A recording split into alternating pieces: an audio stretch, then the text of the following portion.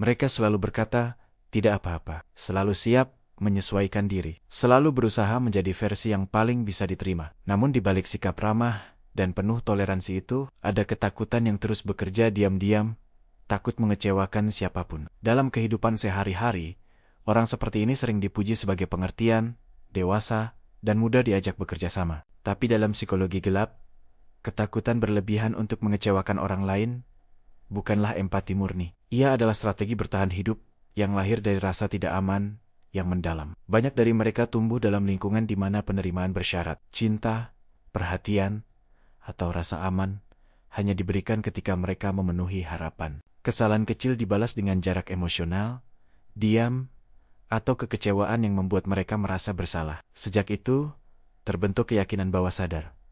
Aku aman hanya jika semua orang senang. Sigmund Freud menyebut pola ini sebagai superego yang terlalu dominan. Suara moral internal menjadi begitu keras, hingga menekan kebutuhan diri sendiri. Keinginan pribadi dianggap egois. Batas diri terasa seperti ancaman terhadap hubungan. Psikologi gelap melihat pola ini sebagai bentuk self-betrayal, pengkhianatan terhadap diri sendiri demi menjaga stabilitas sosial. Orang-orang ini sering berkata iya padahal ingin menolak.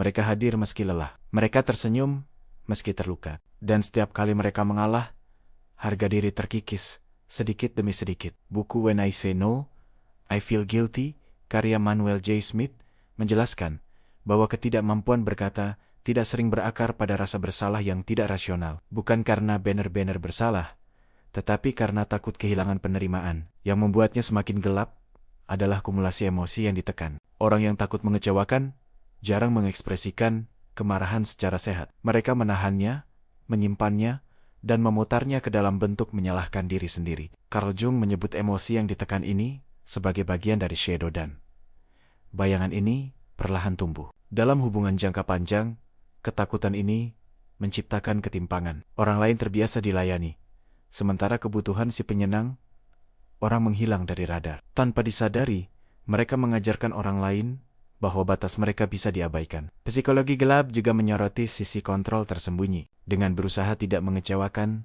siapapun, seseorang berharap ada imbalan emosional di masa depan, pengakuan, rasa aman, atau cinta yang akhirnya diberikan tanpa syarat. Namun harapan ini sering tidak pernah terwujud. Buku The Disease to Please, karya Harriet Brecker, menggambarkan kondisi ini sebagai approval addiction, kecanduan persetujuan. Setiap senyum dan pujian memberi kelegaan sementara, tetapi ketakutan dasarnya tetap utuh. Dalam jangka panjang, orang yang takut mengecewakan siapapun berisiko mengalami kelelahan emosional, kecemasan kronis, bahkan kehilangan identitas. Mereka tahu apa yang orang lain inginkan, tetapi lupa apa yang mereka butuhkan. Psikologi gelap mengingatkan bahwa mengecewakan orang lain sesekali bukanlah kejahatan moral. Justru ketidakmampuan untuk mengecewakan siapapun adalah tanda bahwa seseorang belum merasa aman menjadi dirinya sendiri. Karena hidup yang terus dijalani demi menyenangkan semua orang, pada akhirnya akan meninggalkan satu orang yang paling sering dikecewakan,